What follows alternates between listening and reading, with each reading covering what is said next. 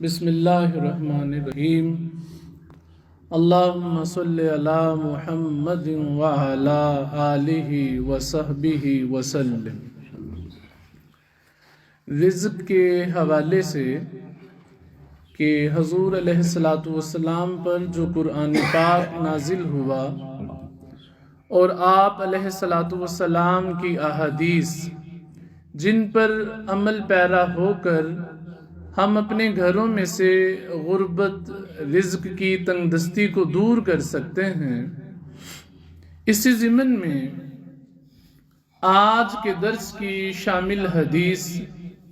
جسے امام بہقی نے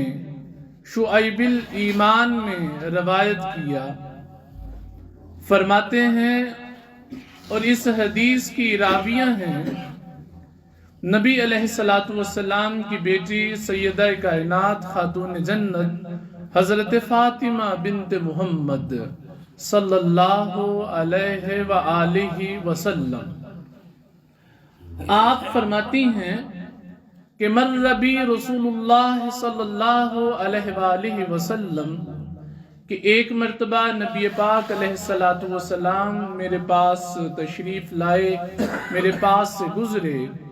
وَأَنَا مُضْطَجِعَةٌ مُتَصَبَّحَةٌ،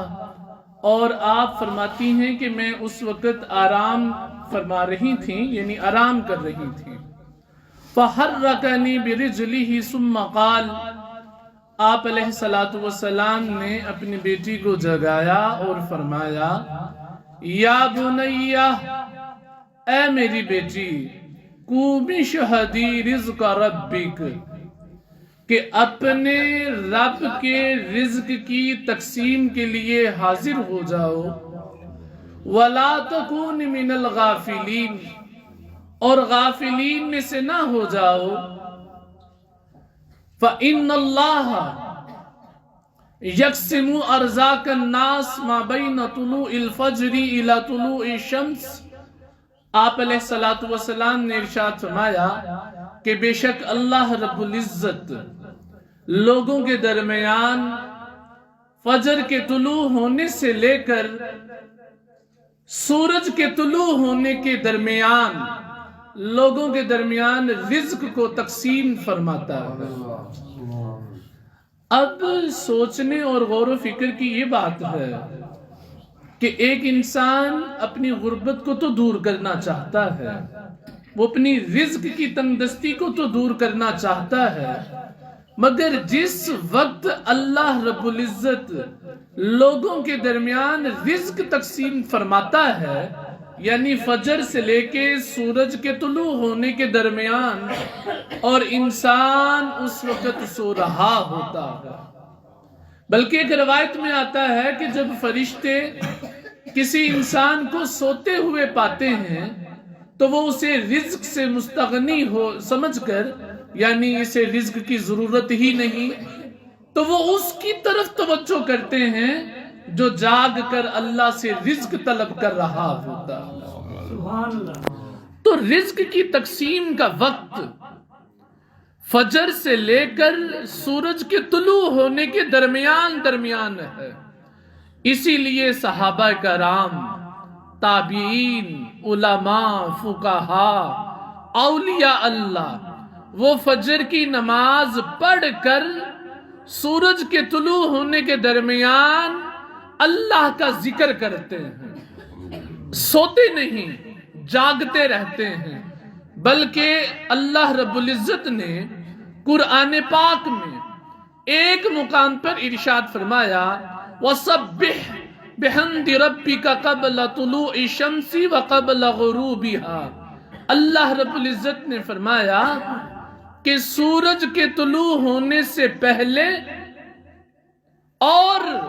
سورج کے غروب ہونے سے پہلے اللہ کی تسبیح بیان کرو، یعنی یہ دو وقت اتنے اہم ہیں، سورج کے نکلنے سے پہلے اور سورج کے غروب ہونے سے پہلے۔ اللہ نے باقاعدہ حکم قرآن پاک میں نازل فرمایا کہ ان اوقات میں اللہ کی تسبیح بیان کیا کرو۔ کائنات میں ہر چیز کا ایک وقت ہے، ہر نماز کا ایک مخصوص وقت ہے، روزوں کا ایک مخصوص وقت ہے،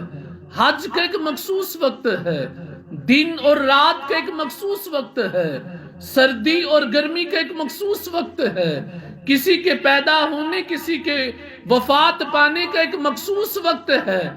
کائنات پوری کی پوری ایک مخصوص وقت کی ترتیب میں چل رہی ہے،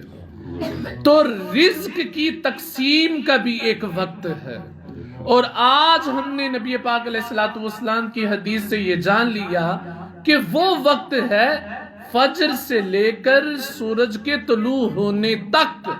تو اس دوران جو اپنے گھر میں سے غربت کو ختم کرنا چاہے، رزق کی تنگدستی کو ختم کرنا چاہے، اسے نیند کو ترک کرنا پڑے گا۔ فجر کی نماز پڑھ کر سورج کے طلوع ہونے تک وہ اللہ کے ذکر میں مشغول رہے، اللہ کی تسبیح میں مشغول رہے، یقیناً اللہ رب العزت اسے وافر وسیع رزق عطا فرما دے گا۔ اللہ رب العزت ہمیں حضور علیہ السلام کی سنتیں، آداب، احکامات سیکھنے، سکھانے اور ان پر عمل پیرا ہونے کی توفیق عطا فرمائے۔ اللہ رب العزت ہمارے گھروں میں سے غربت، تنگدستی، رزق کی کمی کو دور فرما کر ہمیں وسیع حلال رزق عطا فرمائے۔ وما علینا الا البلاغ المبین۔